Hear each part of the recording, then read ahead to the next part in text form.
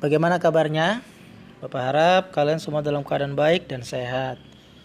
Ya, sebelum kalian memulai pembelajaran ini, pastikan kalian berdoa terlebih dahulu supaya pengertian kalian ditambah-tambahkan oleh Roh Kudus dan hikmat yang daripada Tuhan.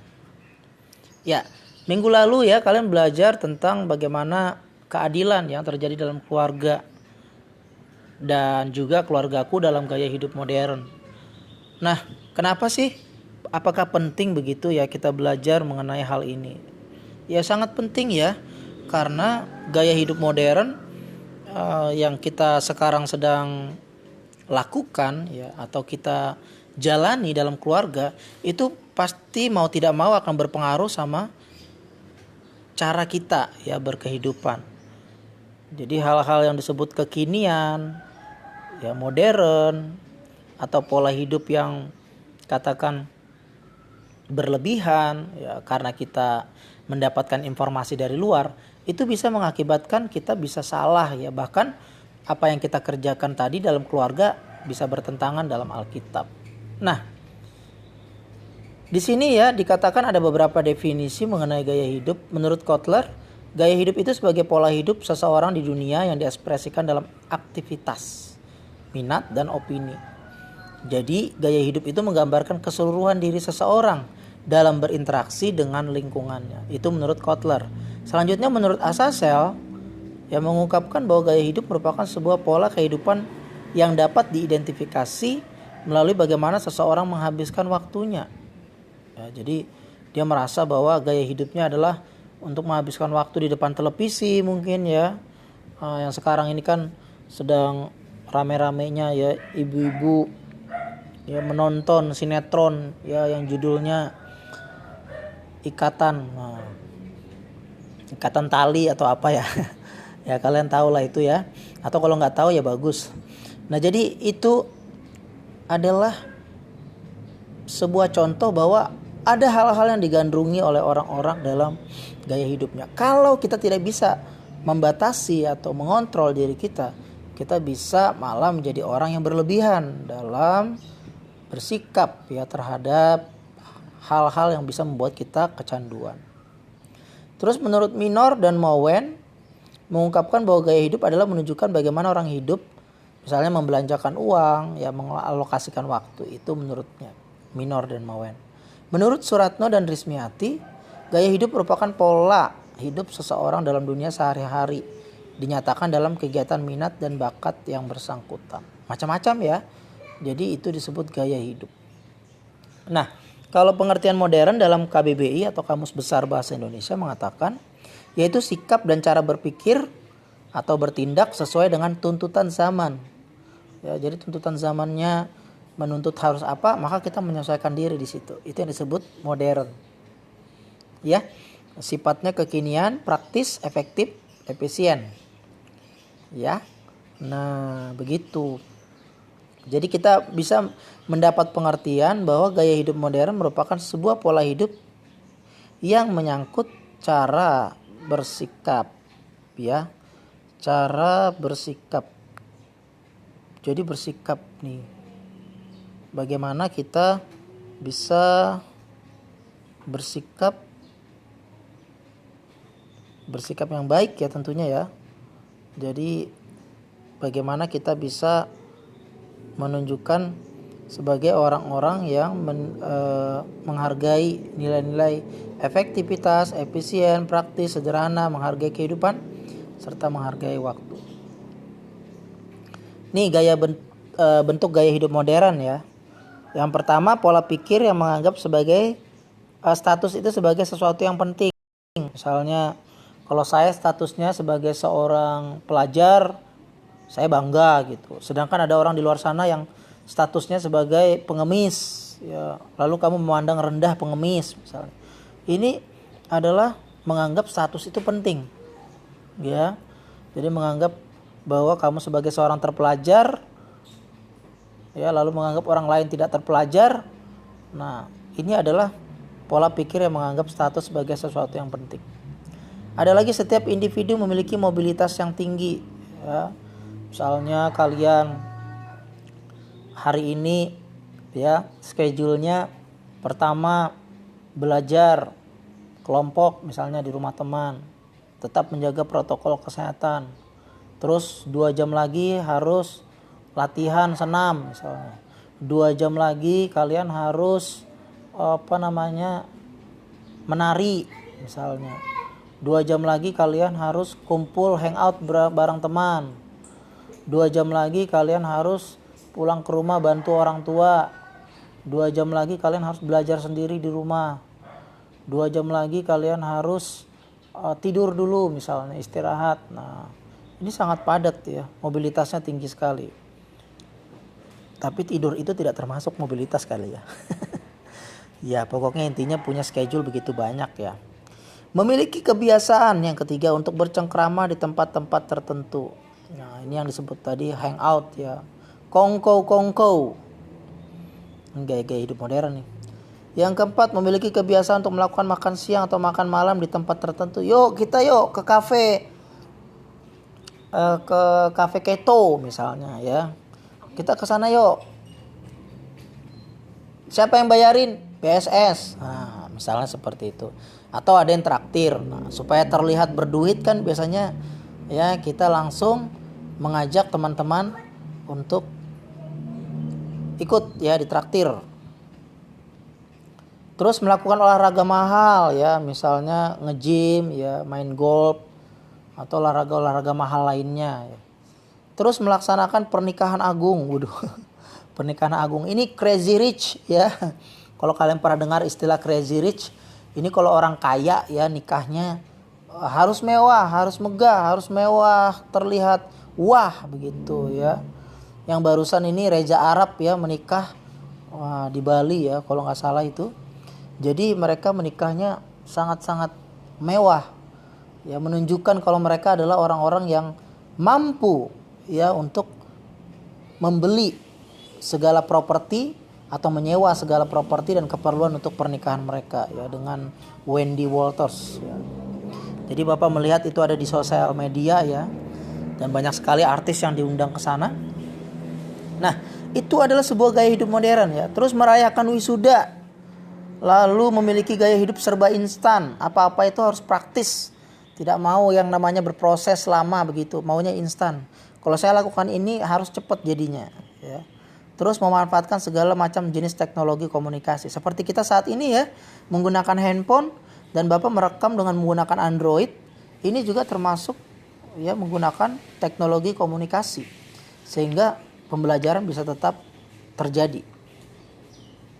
Nah, gaya hidup modern ya yang lain juga memiliki kecenderungan konsumerisme.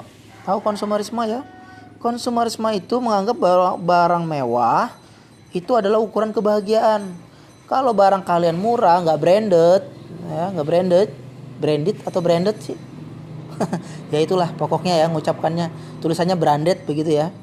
Nah, itu ngerasa bahwa kualitas hidupmu rasanya rendah gitu.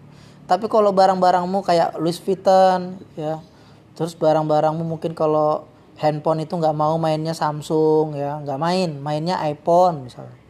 Kalau laptopnya nggak main namanya Acer ya, maunya apa namanya? Misalnya MacBook ya kan. Nah, nggak mau tuh main-main yang harga-harga yang miring, harga-harga yang murah ya. Ini konsumerisme banget nih orang kayak gini ya. Jangan diikutin. Motor misalnya harus yang mahal. Ya, sekarang yang mahal nih kayak NMAX, PCX ya. Itu ya, atau Aerox misalnya. Ini kan nggak mesti kita harus sama kayak orang ya. Sesuai kemampuan aja lah ya. Jangan sampai kita jadi orang-orang konsumerisme. Terus materialisme, segala sesuatu tuh ya dihitung berdasarkan materi. Ya, jadi mengasampingkan segala sesuatu ya, mengatasi alam indera. Jadi kita merasa bahwa hal apa-apa harus materi, apa-apa diukur dengan duit, apa-apa dapat diukur dengan uang begitu. Padahal kan tidak ya. Misalnya contoh, apakah kita bisa membeli kehidupan dengan uang? Tidak bisa. Apakah kita bisa membeli nafas dengan uang? Nggak bisa. Tuhan kasih kita nyawa, Tuhan kasih kita kehidupan, bersyukur. Itu adalah hal yang baik. Kesenangan dan kenikmatan materi merupakan tujuan utama. Wah, ini parah banget ya kalau hidup kita kayak begini. Jadi baru lahir sudah langsung mau cari duit. Mau jadi orang kaya. Ya. Nah, barusan ada berita ya dibilang di Tuban, Jawa Timur, orang-orang tiba-tiba jadi kaya mendadak, orang kaya baru. Kenapa? Karena tanah mereka mengandung minyak. Jadi mau diolah sama kilang Pertamina. Jadi akhirnya diganti rugi sama Pertamina. Dikasih ya uang sampai 2 miliar. Bahkan ada yang sampai dapat 24 miliar. Bayangin. Ya, kaya mendadak. Akhirnya apa? Mereka rame-rame beli mobil. Satu mobil itu masa imprit aja dari uang 2 miliar ya. Apalagi cuma mobil Innova yang harganya 400 jutaan. Jadi tidak ada apa-apanya itu ya. Kalau uang 2 miliar, paling sedikit katanya mereka menerima 2 miliar, bayangin. Dan paling banyak 24 miliar. Jadi kalau misalnya mereka mau beli mobil ya kira-kira 10 masih banyak lagi uang sisanya. Kalau 24 miliar. Ya, ini orang-orang yang mungkin ya memang tidak apa-apa ya. Itu hak mereka membeli. Tapi alangkah baiknya kalau mereka bijaksana menggunakan uang itu ya. Bisa saja misalnya mereka membelikan kepada hal-hal lain atau katakan investasi ya kepada modal. Misalnya mereka membelikan barang yang nantinya akan menghasilkan. Misalnya penggiling padi misalnya, atau misalnya pengolah jagung ya kan, dan lain-lain. Bisa seperti itu. Supaya apa? Nanti dari alat itu kita akan menghasilkan uang kembali. Tujuannya apa? Supaya membahagiakan ya orang-orang di sekitar kita, orang-orang yang membutuhkan, orang-orang yang memerlukan bantuan dan lain sebagainya. Jadi hidup kita ya walaupun kita hidup di zaman modern, tapi jangan sampai kita terjerumus kepada gaya hidup modern. Nah, inilah peran keluarga. Tadi kalau ada yang bertanya, apa sih maksudnya gaya hidup modern di tengah-tengah keluarga? Peran keluarga ya. Jadi kalau keluarga Kristen itu perlu membangun persekutuan pribadi kepada Tuhan. Supaya apa? Ajaran-ajaran dunia atau pandangan-pandangan dunia itu tidak menjerumuskan kita, lalu membuat kita akhirnya menganggap ajaran-ajaran dunia itu benar untuk dilakukan. Padahal kita bisa terjerumus. Ingat, Tuhan Yesus pernah mengatakan pada seorang pemuda yang sangat kaya. Ya, waktu itu pemuda itu ya sangat-sangat kaya. Itu ada di dalam Lukas ya. Pemuda ini datang kepada Tuhan Yesus ya mengatakan, "Guru, apakah yang harus aku perbuat untuk mendapatkan kerajaan Allah?" Lalu Tuhan Yesus bertanya, "Apa yang sudah kamu perbuat?" "Aku sudah melakukan semuanya. Aku sudah melakukan perintah-perintah, 10 perintah," katanya. Ya, berarti kan jangan ada padamu Allah lain di hadapanku ya. Jangan membuat bagimu patung, jangan menyebut nama Tuhan Allahmu dengan sembarangan. Ingat dan kuduskanlah hari Sabat ya. Hormatilah ayahmu dan ibumu, jangan membunuh, jangan berzina, jangan mencuri, jangan mengucapkan saksi dusta. Ya, dan seterusnya sampai 10. Itu semua sudah dilakukan. Lalu kata Tuhan Yesus, "Oke, bagus. Sekarang pergilah dan juallah semua harta kepunyaanmu dan kembali kepadaku. Berikanlah harta itu kepada orang-orang miskin dan orang-orang yang membutuhkan. Lalu kembalilah padaku," kata Tuhan Yesus. Lalu apa kata pemuda ini? "Ya, Guru, itu tidak dapat saya lakukan." Lalu akhirnya dengan lesu dia pergi dari Yesus. Karena apa? Orang muda ini kaya banget, ya banyak hartanya. Nah, ini hati-hati ya kalian. Kalau suatu saat kalian jadi orang kaya, jangan sampai seperti orang ini. Karena punya kekayaan lalu lupa sama Tuhan. Ya, seolah-olah kekayaan ini bisa membawa kita masuk surga. No. Ya. Kita gak layak di hadapan Tuhan kalau kita menomorsatukan harta. Yang membuat kita ya layak di hadapan Tuhan itu adalah karena hidup kita berkenan. Kita menomorsatukan Tuhan, bukan menomorsatukan harta. Kalau kita menomorsatukan harta, maka habislah. Ya, itu akan lenyap. Kenapa? Kita akan mati. Harta itu tidak abadi ya. Lebih baik kita cari harta yang abadi, yaitu kekekalan di dalam surga. Kehidupan yang kekal adalah dengan melakukan firman Tuhan. Jadi mari bangun persekutuan. Gimana caranya? Pagi-pagi bangun, ya. Pagi-pagi bangun. Kita cari Tuhan dengan beribadah. Atau malam-malam kita sebelum tidur beribadah. Gimana lagi caranya? Pergi ke gereja. Beribadah sungguh-sungguh, bukan gara-gara hanya mau ketemu teman-teman di gereja. Atau kayak karena ini pandemi, kita ibadahnya di rumah. Boleh. Yang penting kita sungguh-sungguh memuji Tuhan, menyembah Tuhan, dan belajar firman Tuhan. Begitu caranya untuk kita membangun persekutuan. Supaya apa? Kita bisa hidup di tengah-tengah masyarakat dengan ya yang walaupun gaya hidup modern, tapi kita bisa tetap bijaksana melakukan segala sesuatu. Nah, ini ya, karena dampak hidup modern itu dalam keluarga itu bisa mengubah si keluarga. Ya, yang pertama fungsi pendidikan bisa berubah.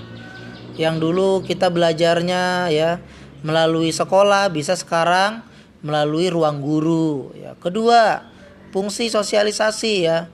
Dulu kalau itu kita main-main sama teman, main tali karet, main kelereng. Sekarang mainnya apa? Main game, Mobile Legends, Free Fire, dan lain sebagainya.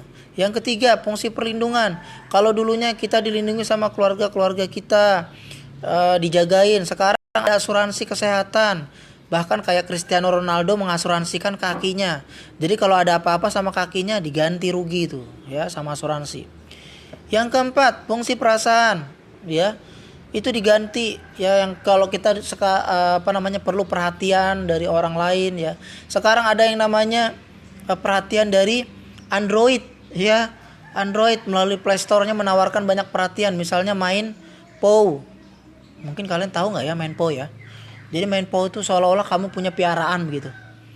Jadi bisa dimandiin, bisa disuruh dia makan ya. Kalau lapar dia nanti sakit. Nah itu seperti itu ya. Terus ada juga yang kelima, fungsi rekreatif. Kalau dulu ya kita pengen banget mencari tempat-tempat hiburan, lah sekarang bisa aja melalui media-media ya, media-media internet udah cukup terhibur. Nah pengaruh positifnya pastinya ada, tapi negatifnya juga ada. Yang harus kita hindari adalah negatifnya. Ya, negatifnya harus kita hindari. Jangan sampai kita menyimpang pada kebenaran firman Tuhan. Ya, kuncinya di situ. Jangan sampai gaya hidup modern kita menyimpang dari kebenaran firman Tuhan. Oke, mungkin itu saja yang bisa Bapak sampaikan melalui materi kali ini ya. Jadi Bapak minta tugas kalian hari ini adalah membacakan kembali. Ya, ingat, membacakan kembali dalam Efesus 5 ayat 22 sampai 33. Membacakan kembali dalam Efesus pasal 5 ayat 22 sampai 33. Kalian bacakan kembali itu, ya. Itu Bapak anggap kalian sudah mengerjakan tugas. Dan mengirim tugasnya ya bisa melalui Google Classroom atau link yang sudah Bapak bagikan ya, link di Google Drive, atau bisa juga melalui Pijar. Ya, jadi terserah kalian mau ngirim lewat mana. Bisa melalui Pijar, bisa melalui Google Classroom atau Google Drive yang Bapak sudah bagikan linknya di grup. Oke, mungkin itu saja. Setelah kalian mengakhiri pembelajaran ini, Bapak harap kalian berdoa dulu ya, mengucap syukur kepada Tuhan. Tetap jaga kesehatan, tetap semangat belajar. Tuhan Yesus memberkati. Shalom.